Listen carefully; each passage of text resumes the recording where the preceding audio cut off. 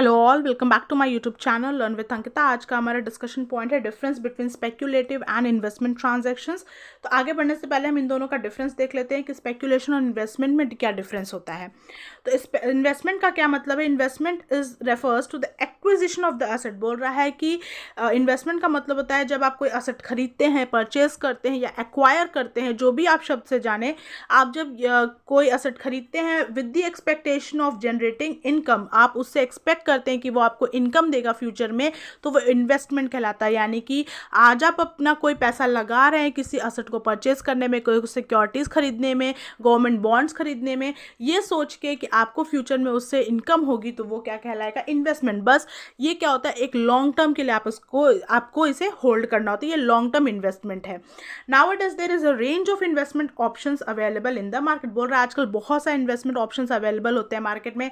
जैसे कि आप अपना पैसा इन्वेस्ट कर सकते हैं बैंक अकाउंट में, या लाइक डिपॉजिट कर सकते हैं, आप कोई प्रॉपर्टी खरीद सकते हैं, आप परचेज कर सकते हैं किसी भी कंपनी का शेयर्स, या इन्वेस्ट कर सकते हैं अपना पैसा गवर्नमेंट बॉन्ड्स खरीदने में। बहुत सारे इन्वेस्टमेंट ऑप्शंस अवेलेबल है मार्केट में। कुछ आपको फिक्स्ड इनकम देती है, कुछ आपको वेरिएबल इनकम देती है। जैसे कि आपने अगर फिक्स्ड डिपॉजिट में पैसा लगाया है, आपने आज कुछ पैसा लमसम अमाउंट आपने डिपॉजिट किया है, आपको पता है 5 साल बाद आपको इंटरेस्ट जोड़ के कुछ पैसा आपको मिल जाएगा, तो वो आपकी फिक्स्ड इनकम हो गई और एक वो इन्वेस्टमेंट हो गया। और कुछ वेरिएबल इनकम है, यानी कि आपने कोई प्रॉपर्टी खरीदी, आपने उसे रेंट पे लगा दिया, उससे आपको रेंट का पैसा आ रहा है, तो आपने जो प्रॉपर्टी पे इन्वेस्टमेंट की उससे आपको वेरिएबल इनकम हो रही है। तो बहुत सारे इन्वेस्टमेंट ऑप्शंस अवेलेबल है मार्केट में। नाउ स्पेक्यूलेशन क्या है? Speculation is a trading activity. ये एक ट्रेडिंग एक्टिविटी, ट्रेड का मतलब क्या होता है? जहाँ पे बाय और सेल का काम चलता है उसे ट्रेडिंग कहते हैं, जहाँ पे ट्रांजेक्शन्स होते हैं उसे ट्रेडिंग कहते हैं। तो स्पेक्यूलेशन क्या है? एक ट्रेडिंग एक्टिविटी है that involves a risky financial transaction. इसमें जो फाइनेंशियल ट्रांजेक्शंस होते हैं वो बहुत रिस्की होते हैं। एक शॉर्ट पीरियड ऑफ टाइम में बहुत ज़्यादा पैसा कमाने की जो इच्छा रखता है वो स्पेक्यूलेटर उसे स्पेक्यूलेटर बोलते हैं, वो स्पेक्यूलेटर होता है। तो इसमें जो ट्रेडिंग एक्टिविटी होती है वो बहुत ही रिस्की फाइनेंशियल ट्रांजेक्शन होते हैं with the expectation of making enormous profit. यानी कि ये एक्सपेक्टेशन रखता है कि उसे बहुत ज़्यादा प्रॉफिट होगा, एक छोटे पीरियड ऑफ टाइम में उसे बहुत ज़्यादा पैसा कमाना है, बहुत ज़्यादा प्रॉफिट होगा, ये सोच लेके एक स्पेक्यूलेटर काम करता है। और स्पेक्यूलेशन क्या होता है? एक ऐसी ट्रेडिंग एक्टिविटी है जहाँ पे बहुत ज़्यादा रिस्क इन्वॉल्व है।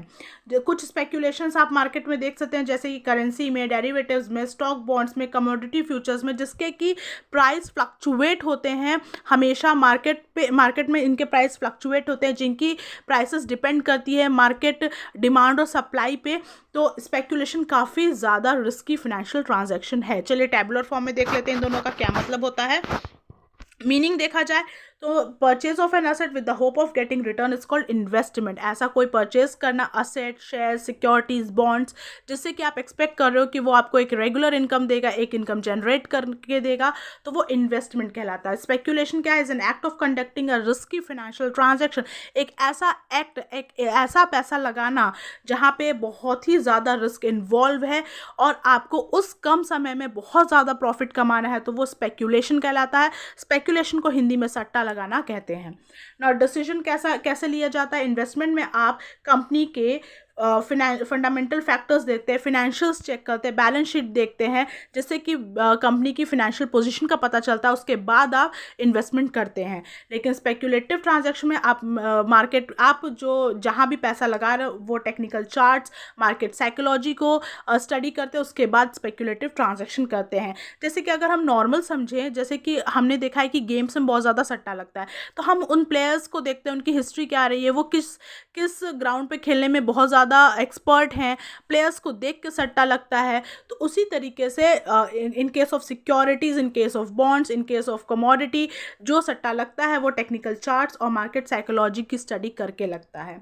नाउ टाइम हॉरिजन, इसमें ये लॉन्गर पीरियड ऑफ टाइम के लिए होता है। इन्वेस्टमेंट जो किया जाता है ये लॉन्गर पीरियड ऑफ टाइम के लिए किया जाता है। शेयर्स के केस में 1 साल से ऊपर तक 1 साल तक होल्ड करना होता है, और असेट्स के केस में जनरली 3 साल तक होल्ड करना होता है। तो वो इन्वेस्टमेंट ट्रांजैक्शंस में आता है। था। स्पेक्यूलेटिव ट्रांजैक्शन ये शॉर्ट टर्म के लिए होता है, ये एक दिन से लेके कुछ महीने इसमें इन्वॉल्व होते हैं, ये एक दिन का भी होता है, ठीक है। स्पेक्यूलेटिव ट्रांजैक्शन बहुत ही शॉर्ट टर्म के लिए होता है, जिसमें आप बहुत ज़्यादा पैसा कमाना, बहुत ज़्यादा प्रॉफिट कमाने का एक्सपेक्टेशन रखते हैं। नाउ रिस्क कैसा इन्वॉल्व होता है, इसमें मॉडरेट रिस्क होता है, या हम लोग कह सकते हैं एवरेज रिस्क, या फिर बिलो एवरेज रिस्क होता है, क्योंकि आप एक बार पैसा लगाए हैं तो आपको पता है कि आपको एक इनकम होगी ही होगी। आप इतना ज़्यादा नहीं घबराएंगे, आपको पता है कि आपने अगर ऐसा फिक्स डिपॉजिट में पैसा लगाया है तो आपको इतने पीरियड बाद आपको पैसा मिलेगा। आपने प्रॉपर्टी खरीदी है तो आपको उसके ऊपर इंटरेस्ट मिलेगा, यानी कि रेंट मिलेगा। तो आपको इसमें जो रिस्क है वो बहुत ही मॉडरेट है, यानी कि बिलो एवरेज रिस्क भी बोल सकते हैं।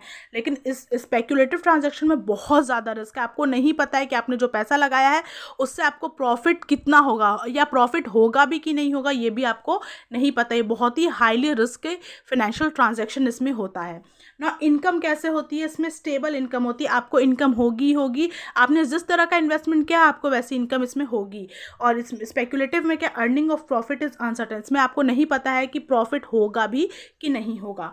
डिपेंडेंसी क्या है, dependency on the earnings of the enterprise, इसमें जो डिपेंडेंसी है वो एंटरप्राइज की अर्निंग्स पर डिपेंड है, जबकि इस पे जो डिपेंडेंसी है प्रॉफिट होने की वो मार्केट फ्लक्चुएशन पे डिपेंडेंट है, कि सिक्योरिटीज़ की जो प्राइसेस है वो कितनी फ्लक्चुएट कर रही है, कितना ऊपर जा रहा है, कितना नीचे जा रहा है, कितनी उस सिक्योरिटीज़ की डिमांड है मार्केट में, कितनी उसकी सप्लाई, उस पर डिपेंड करता है प्रॉफिट होना स्पेक्यूलेटिव ट्रांजैक्शन में।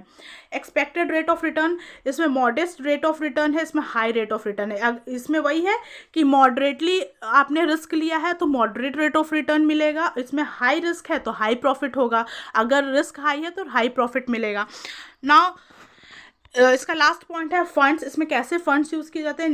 इन्वेस्टर जनरली अपने फंड्स यूज़ करता है, उसके पास जो सरप्लस मनी होता है उसको इन्वेस्ट करता है कहीं पे। लेकिन स्पेक्यूलेटिव ट्रांजैक्शन में वो खुद के पैसे के साथ साथ वो जो प्रपोर्शन रखता है वो बोरोड फंड का ज़्यादा रखता है, ओन फंड्स का कम रखता है, और ओन फंड्स को में थोड़ा सा पैसा ऐड करने के लिए वो बोरोड फंड का हेल्प लेता है, यानी यहाँ पे ओन प्लस बोरोड फंड दोनों ही यूज़ हो सकते हैं। लेकिन इन्वेस्टमेंट में जनरली जो इन्वेस्टर होता है वो खुद का फंड यूज़ करता है, जो उसके पास सरप्लस मनी होती है उसे ही कहीं इन्वेस्ट करता है। आई होप आपको आज के वीडियो में इन्वेस्टमेंट और स्पेक्यूलेटिव ट्रांजैक्शन का डिफरेंस क्लियर हो गया होगा। Thank you so much.